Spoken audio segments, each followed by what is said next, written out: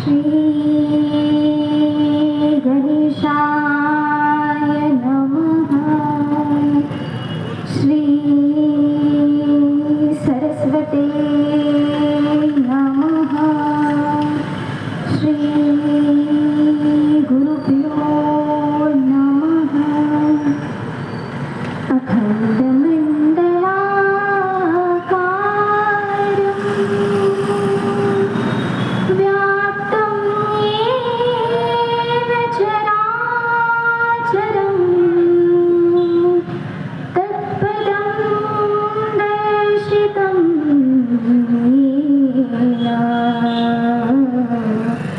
तस्मै श्री गुरवे नमः। तस्मै श्री गुरवे नमः। तस्मै श्री गुरवे नमः।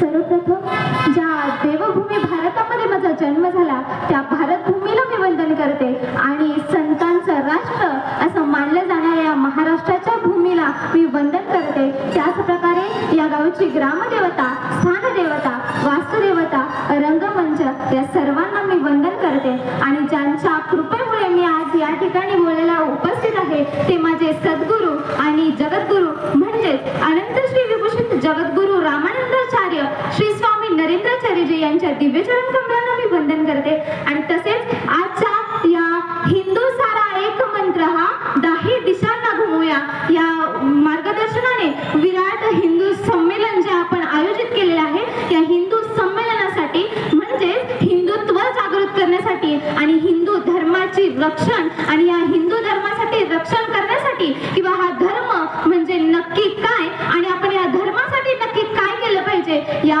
विचार मंचनासाठी जिथे उपस्थित माझ्या सर्व हिंदू बांधवांना आणि भगिनींना मी जय श्रीराम करते। आजचा खरं तर माझा विषय बंधूंनो स्त्रियांचं महत्व किंवा स्त्रियांनी धर्मामध्ये कसं परिवर्तन घडवून आणलं पाहिजे, धर्माचं रक्षण स्त्रियांच्या मार्फत कसं केलं पाहिजे। मला इथं सर्वप्रथम ही गोष्ट मी बोलायला नको पाहिजे पण मला बोलायला फार खंत वाटते। आज आपण इथं विराट हिंदू संमेलनासाठी आलोय, मग या ठिकाणी आपण उपस्थित आहोत। आपण आज उपस्थिती बघतोय तर या ठिकाणी आपण ज्या स्त्रियांसाठी खुर्च्या ठेवल्यात ही परिस्थिती इथून आपल्याला बदलायचं आहे आणि आपल्याला धर्म रक्षण करायचं आहे, आपल्याला धर्माचं रक्षण करायचं आहे तर सुरुवात कुठून केली पाहिजे, स्वतःपासून केली पाहिजे, स्वतःच्या घरापासून केली पाहिजे। एक स्त्री ही स्त्री काय आहे, त्या स्त्रीला आपल्या धर्माने आपल्या सनातन हिंदू संस्कृतीने देवीचं रूप दिलेलं आहे। ही देवी आहे, त्रिदेवी आहे, ती म्हणजे दुर्गा माता, सरस्वती माता या देवीचं रूप दिलेलं आहे। म्हणजेच काय, देवीमध्ये किंवा ह्या स्त्रीमध्ये अपाट शक्ती आहे आणि त्या शक्तीच्या जोरावर स्त्री काहीही करू शकते। मग त्या शक्तीचा उपयोग आज आपल्याला धर्मासाठी करायचा आहे आणि आपल्या हिंदू धर्माच्या रक्षणासाठी करायचा आहे। आपण या ठिकाणी हिंदूंच्या धर्माच्या रक्षणासाठी स्त्रियांचा मुद्दा का बरं घेतोय हे सांगण्याची मला फारशी गरज नाही आहे, कारण ही स्त्री असते ना ती स्त्रीला घराचा पाया म्हटलं जातं।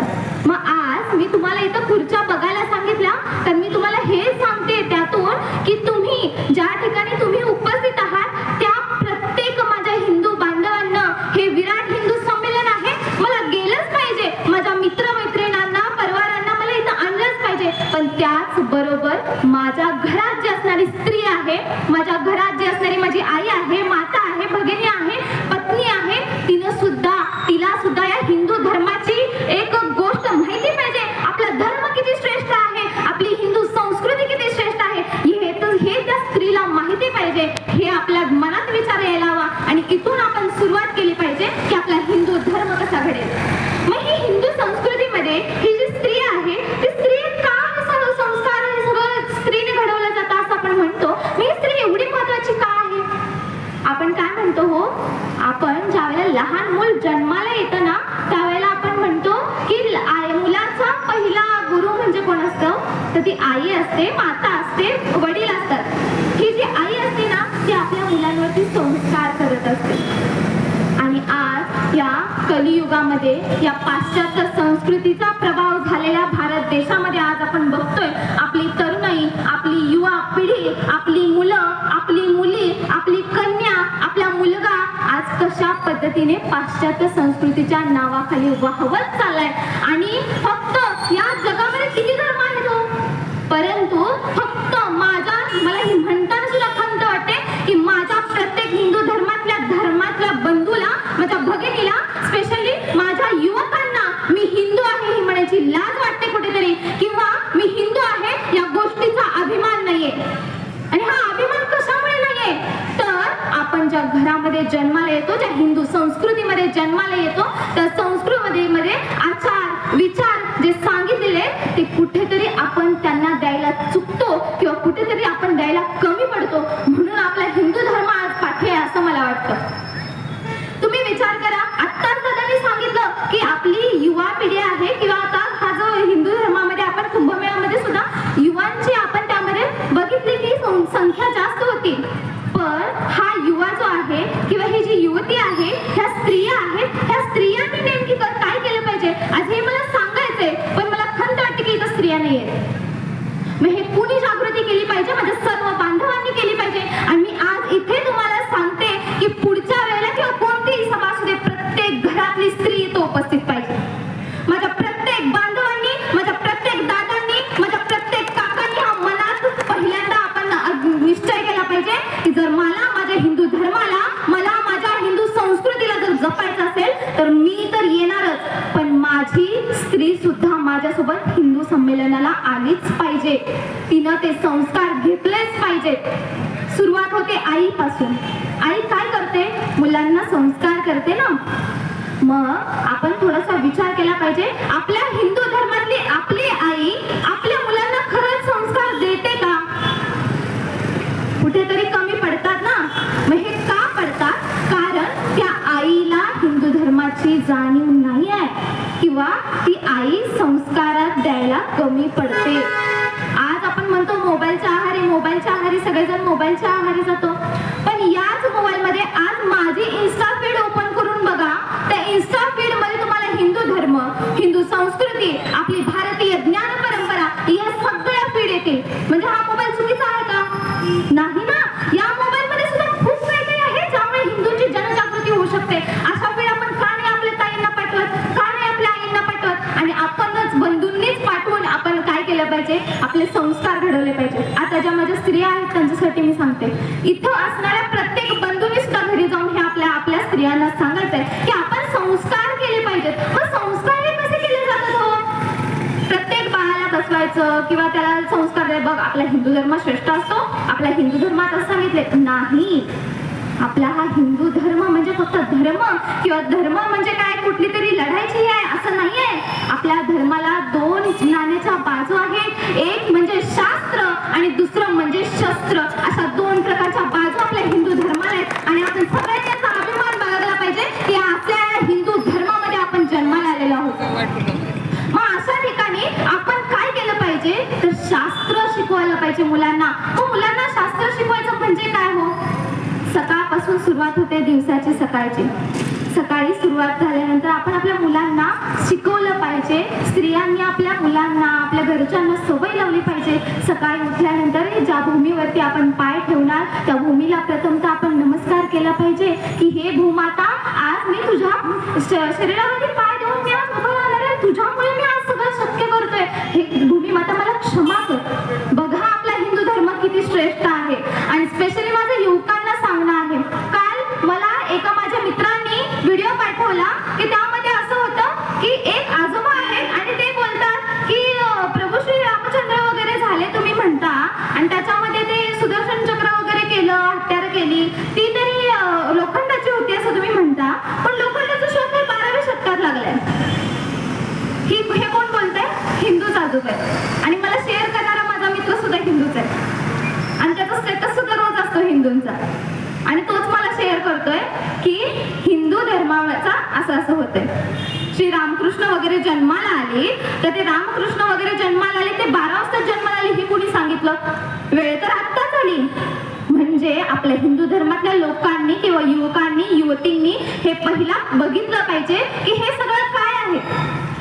मग हे जे दुसरी लोक आपल्या डोक्यामध्ये हे जे भरवतात, हे सगळं सांगतात, हे संस्कार आपले कुठून चुकतात हो? तर इथून चुकतात. ते घरापासून, ते आईपासून, ते वडिलांपासून जे संस्कार त्यांना द्यायला पाहिजेत. आपली हिंदू संस्कृतीमध्ये 4 वेद, 6 शास्त्र, 18 पुराणे, 14 ग्रंथ, 18 उपनिषदे, त्यानंतर महाकाव्य आहेत.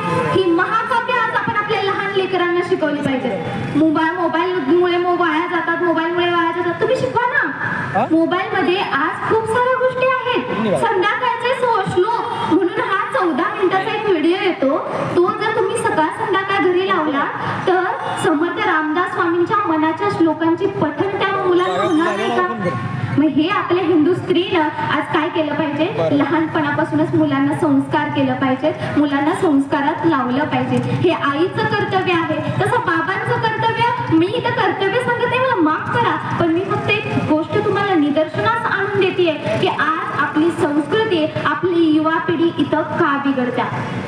कारण आपलं जसं आईचं शिकवणं, मुलांना लहानपणापासून संस्कार देणं, आचार विचार शिकवणं, तसंच वडिलांचं सुद्धा एक कर्तव्य आहे की आज आपला मुलगा बाहेर जातो, आपली मुलगी बाहेर जाते, तर तिचं हे जे आचरण आहे, विचरण आहे, तिची केशभूषा, वेशभूषा, त्यानंतर तो राहतो कसा, कुठल्या मित्रांच्या संगतीमध्ये राहतो, ही सुद्धा वडिलांचं एक लक्षण आहे. पण असं नाही आहे की आपण काय करा, आपल्या धर्मातल्या लोकांशी राहायचं म्हणून मुलांवरती जबरदस्ती घाला. आजची युवा पिढी कशी आहे माहिती आहे? आज आपण वडिलांनी सांगितलं ना बाळ हे करायचं नाही, तो मुलगा तेच करणार, ती मुलगी तेच करणार. का? मला का अडवतात? आणि सगळ्यात महत्वाचं, आज मी मुलींच्या वरती बोलायला उभी आहे इथं. मला सांगायला फार म्हणजे खंत वाटते की आपल्या ज्या घरात संस्कृती वगैरे जे शिकवलं नसल्यामुळे, संस्कृतीचा वगैरे अभाव असल्यामुळे काय होतं माहितीये का? आपल्या ज्या मुली आहेत, स्पेशली हिंदू मुली आहेत, ते हिंदू मुलींचं मन परिवर्तन करण्याचा प्रयत्न केला जातो. मन परिवर्तन करण्याचा प्रयत्न केला जातो म्हणजे काय? एक छोटंसं उदाहरण देते. आज मी आहे किंवा आपली ताई घरातून बाहेर पडते, कॉलेजसाठी जाते, आणि कॉलेजमध्ये गेल्यानंतर काय होतं? काहीतरी प्रत्येकाला काही ना काहीतरी प्रॉब्लेम असतो किंवा काही ना काहीतरी प्रत्येकाचं असं, हा आज मला हे कोणीतरी असं बोललं, ते कोणीतरी तसं बोललं, किंवा मला असंच नाही तसंच नाही, मला इथं फिरायला जायचं होतं पण घरचे नको म्हणतात, असं तसं. हे सगळं घरचे आपल्या चांगल्यासाठीच म्हणत असतात. पण याचा जो फायदा आहे तो कोण घेतात? जे दादाने सांगितलं ना, ती लोक घेतात. मग ते काय करतात? तर मुलींना एकत्र करायचं, मुलींशी गप्पा मारायला, मुलींना आपण कॅन्टीनला जाऊया, फिरायला जाऊया, बसायचं, मुलींशी मैत्री करायची. मग हे कोणीही करतं बरं का, शिक्षक असू दे, इतर विद्यार्थी असू दे, किंवा कोणी असू दे, सगळेजण मैत्री करायची, छान बोलायचं. तू खूप छान आहेस बरं का, मला तुझा स्वभाव खूप छान आवडतो, किती छान करतेस तू, घरी पण काम करत असशील ना? हा, मग तुझं घरचे तुला बोलत असतील काय, काम करत नाही काय नाही, बरोबर आहे बरोबर आहे. अरे हिंदूंमध्ये अशीच, म्हणजे हिंदूंचं नाव घ्यायचं नाही, पण आपल्या घरामध्ये अशीच असते बरं का. मुली म्हणजे काय? परक्याचं धन, आणि मुलगा म्हणजे काय? वंशाचा दिवा. इथून सुरुवात होते. मग हे आपण घरी कोण बोलतं? हे आपल्या स्त्रिया बोलतात, हे आपले आई वडील म्हणतात, काय बाबा मुलगी म्हणजे परक्याचं धन कधी तर जाणार. ह्या मुलीच्या मनामध्ये, तिथून तिच्या मनामध्ये परिणाम झालेला असतो की बाबा हा म्हणतात, बाबा माझ्या घरचे पण म्हणतात. पण घरचे खरोखरच मनापासून म्हणत असतात का? इथं प्रत्येक बसला बांधव आहेत, प्रत्येक बसलेले आहे, काका काकू सगळे आहेत, खरंच त्यांच्या मनात असतं का आपल्या मुलीबद्दल? तसं नसतं. कधीच कोणालाच वाटत नाही की आपली मुलगी बाहेर जावावी, आपल्या मुलगी आपल्यापासून जावी. तिला तुम्ही जन्म दिलाय मान्य, पण हे जे तुम्ही बोलता आणि ह्याचा विपरीत परिणाम होऊन आपल्या मुलीला बाहेर कोणीतरी वेगळ्या प्रकारे फतवत असतं. हे आपण लक्षात घेतलं पाहिजे. आपली ताई, आपली दीदी, आपली आई ज्यावेळेला बाहेर जाते त्यावेळेला ती कोणत्या संगतीमध्ये बसते हे सुद्धा आपण बघितलं पाहिजे. आणि प्रत्येक बांधवांना, प्रत्येक बंधूंना म्हणजे विनंती आहे, आपण काय केलं पाहिजे तर बसताना सुद्धा त्या तशा पद्धतीमध्ये किंवा तशा त्या वातावरणामध्ये बसलं पाहिजे. मुळात कसं असतं माहिती का, वातावरण कुठलं चांगलं किंवा वाईट असं नसतं, पण आपली मनोबुद्धी आपल्याला ठरवत असते किंवा आपली वैचारिकता आपल्याला कोणत्या मार्गावरती जायचं हे ठरवत असते. मग त्यामध्ये आपण काय केलं पाहिजे तर आपण स्वतः सशक्त होऊन आपल्या मुलींना, आपल्या ताईंना, आपल्या बहिणींना, आपल्या आईंना आपण काय केलं पाहिजे, आपल्या धर्माच्या विरोधात, आपल्याला धर्माच्या विरोधात जी लोक काही बोलतात ते समजायला पाहिजे, ती समज यायला पाहिजे. मग ती समज येण्याचं सुरुवातीपासून कारण काय तर परत पुन्हा तिथंच संस्कार मग इथून सुरुवात झाली पाहिजे. मग जगद्गुरुश्री माझे गुरुदेव सांगतात की आपण आचरण किंवा आपले हे जीवन आहे आपण त्रिसूत्रींनी जगलं पाहिजे. म्हणजे काय, आपलं मन सर्वप्रथम अध्यात्मवादी ठेवलं पाहिजे.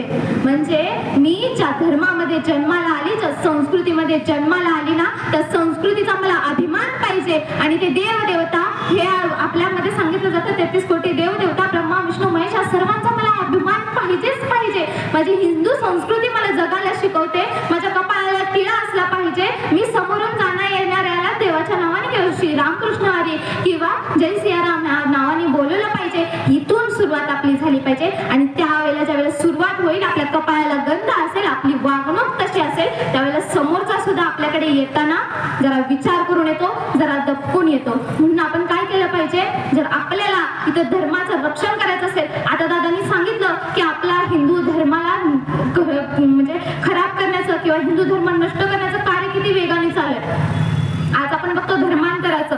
आता धर्मांतराचा विषय आला तर त्यामध्ये आहे लव जिहाद, सगळ्यात गंभीर विषय.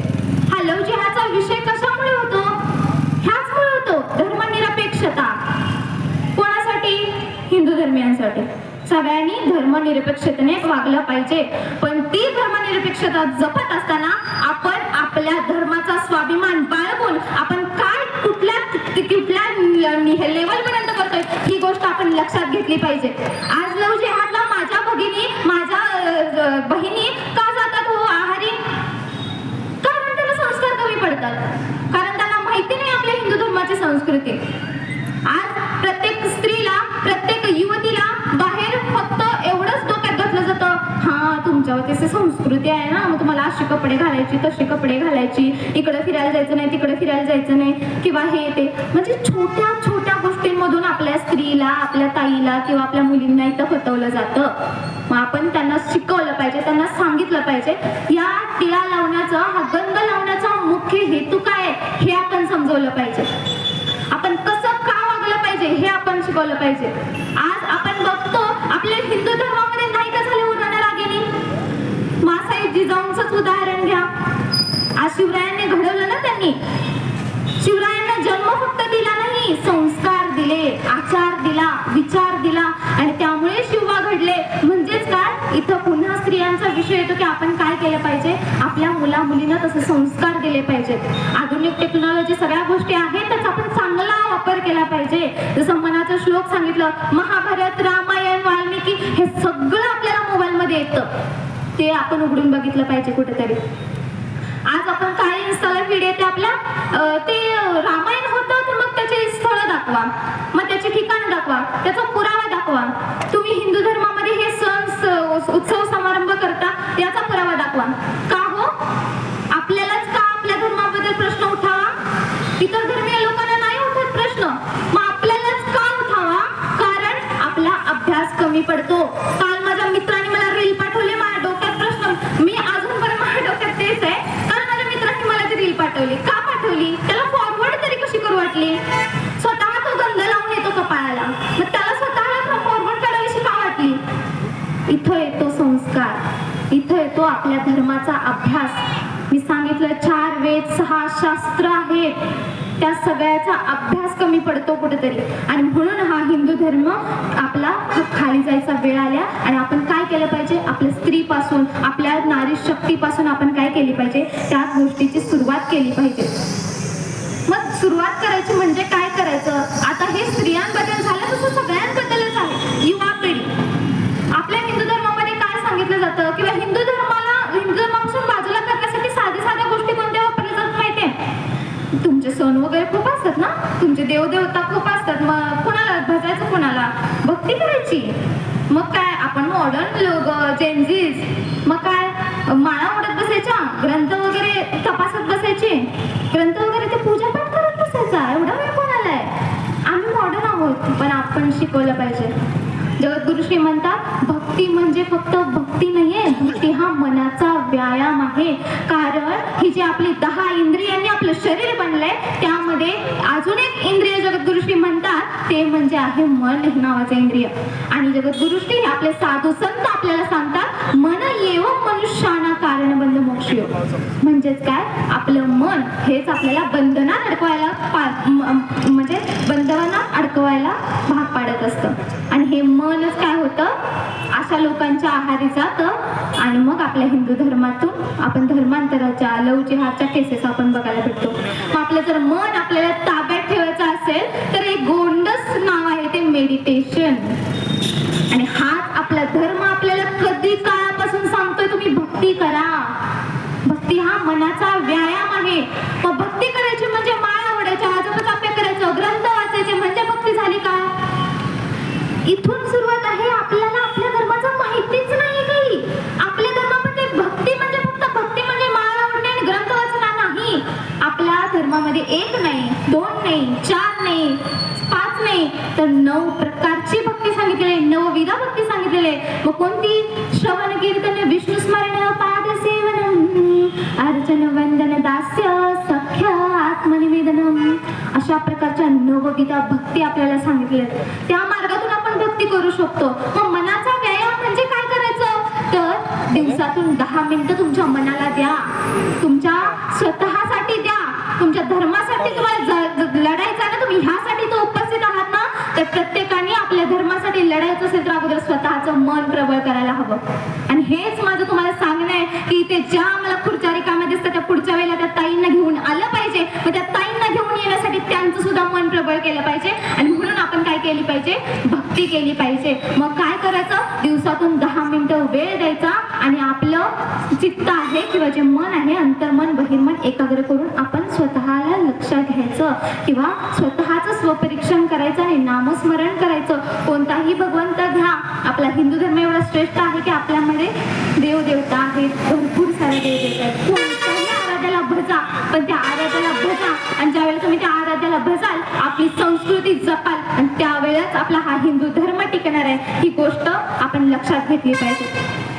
त्यानंतर आपल्याला दादांनी सांगितलं की हे जात पात मध्ये आपण अडकून बसलेलो आहोत. मी तुम्हाला सांगते, आपला अभ्यास इथं पण कमी पडतो. ही जात पात ही आपल्या धर्माने नाही सांगितली, आपल्या संस्कृतीने नाही सांगितली. आपल्या धर्मामध्ये फक्त 4च वर्ण आहेत. मग त्या 4 वर्णांपासून पुढे जाती पाती हे झाल्या. जात पात आहे, पण आपण ह्या जाती पातींमध्ये अडकवत राहून आपल्याला अडकवून गुंतवून काय करायचं झालंय? आपल्या धर्माला खाली खेचण्याचं काम चालू आहे. मग आपण काय केलं पाहिजे? ह्या जातीपातीमध्ये बसलं नाही पाहिजे. दादांनी काय सांगितलं? त्या जातीच्या लोकांचं मंदिर वेगळं, त्या जातीच्या लोकांची गोष्ट वेगळी, त्या जातीच्या लोकांची कामं वेगळी. आणि ह्या गोष्टीतून पुन्हा आपल्या स्त्रियांना, आपल्या बहिणींना, आपल्या मुलींना, युवा मुलींना सांगितलं जातं, बघा जातीपातीमुळे मग ते भक्ती करायला जाऊ देत नाही, मग ह्या मंदिरात जाऊ देत नाही, त्या मंदिरात जाऊ देत नाही. आद्य जगद्गुरु रामानंदाचार्यजींनी सांगितले, जात पात पूछे ना कोई, जो हरि को भजे वो हरि का होई. म्हणजे या जात पातला नाही, तुम्ही हरिला भजा आणि त्यावेळेला भगवंताची भक्ती करा, मन प्रबळ करा. मन प्रबळ केल्यामुळे काय होते? एक आत्मविश्वास येतो. मन एकाग्र झाल्यामुळे सतसत विवेक येतो आपल्यामध्ये आणि सतसत विचार करण्याची जी भूमिका आहे, तो विचार करण्याची क्षमता आपल्यामध्ये येत असते. आणि ज्यावेळेला ही सतसत विवेक बुद्धी आपल्यामध्ये येईल ना, आपल्या प्रत्येक हिंदू बांधवांमध्ये येईल, प्रत्येक हिंदू भगिनींमध्ये येईल, प्रत्येक माय बाप लेकी कोणी असतील स्त्रियांमध्ये येईल ना, त्यावेळेला कोणीही जरी आपल्यावरती आलं की बाबा हा तुमचा धर्म असा तसा, त्यावेळेला आपली ती सतसत विवेक बुद्धी जागृत होईल आणि आपल्याला कळेल, नाही हा माझ्या धर्माच्या विरोधात, माझ्या संस्कृतीच्या विरोधात मला भडकवतोय. आणि आपण काय केलं पाहिजे? तिथून बाजूला झालं पाहिजे किंवा त्या माणसाला तिथून आपण रोखलं पाहिजे.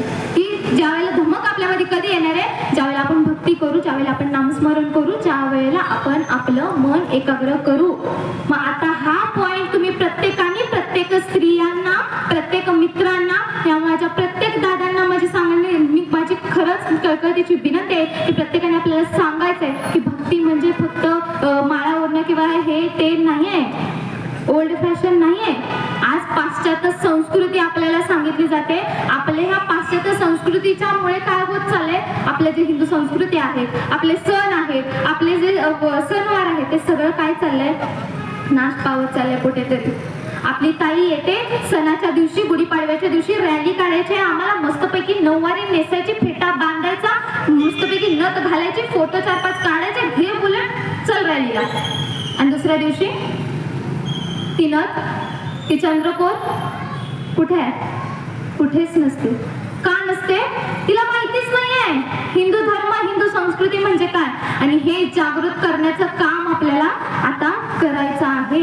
प्रत्येक महिलांनी आणि प्रत्येक बंधूंनी सुद्धा करायला पाहिजे. मग त्यासाठी आपण काय करायचंय? कटिबद्ध आहोत आम्ही धर्मरक्षणासाठी. भेद गाडूया जातींचे हिंदूंच्या एकतेसाठी. ह्या जातींचा भेद गाडायचंय कशासाठी? हिंदूंच्या एकतेसाठी गाडायचंय. आणि आपण काय करायचंय? त्या हिंदू धर्मासाठी संघटित व्हायचंय. आणि काय करायचंय? हिंदू धर्माचं रक्षण सुद्धा आपल्यालाच करायचंय. हिंदू धर्माचं रक्षण करायचं असेल तर स्वतः अगोदर काय केलं पाहिजे? आपल्या संस्कृतीचा, आपल्या धर्माचा अभ्यास आपण केला पाहिजे. माझ्या मित्रांनी मला रील पाठवली कारण त्याचा अभ्यास कमी होता. म्हणून आपण काय केलं पाहिजे? अभ्यास केला पाहिजे. या त्रिसूत्रीतलं झालं मन अध्यात्मवादी ठेवा, बुद्धी विवेकवादी ठेवा. विवेकाने बुद्धीचा वापर केला पाहिजे. आणि डोळे विज्ञानवादी ठेवा. आज आपल्याला काय केलं जातं? आपल्या हिंदू धर्माला सगळ्यात जास्त गोष्टींनी हिणवलं जातं की अंधश्रद्धा अंधश्रद्धा अंधश्रद्धा, बाबा हे ते महाराज वगैरे असतात, अंधश्रद्धा पसरवतात. आणि आपण काय करतो? त्यावेळेला माना खाली घालतो.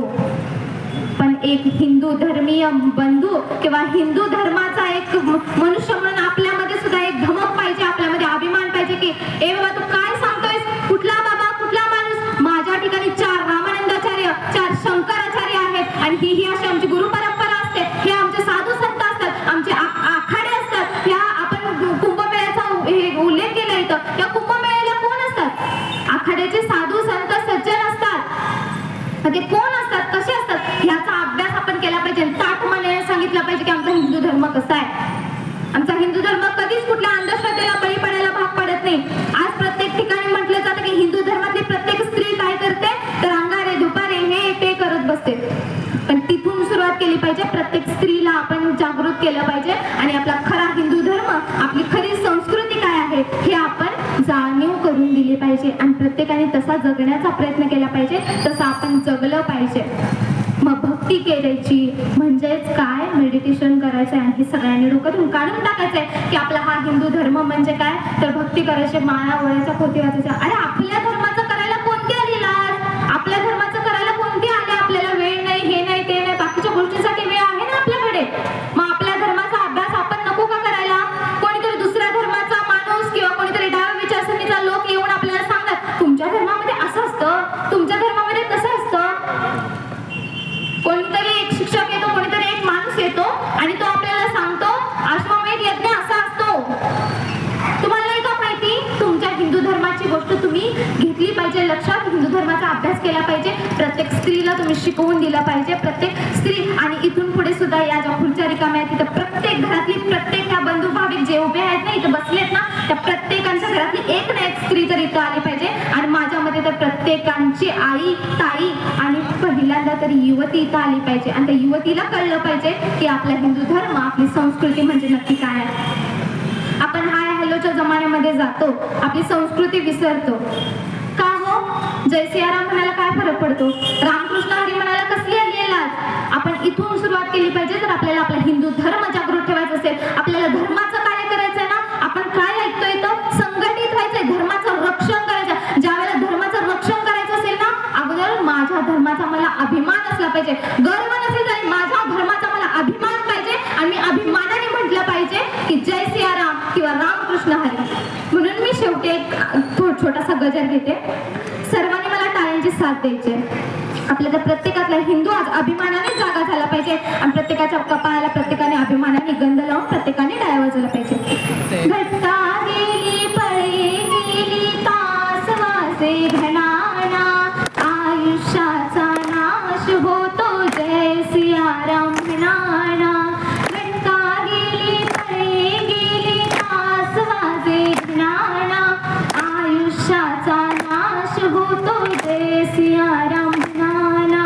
घटका गेली, पळी गेली, तास वासे घणाना, आयुष्याचा नाश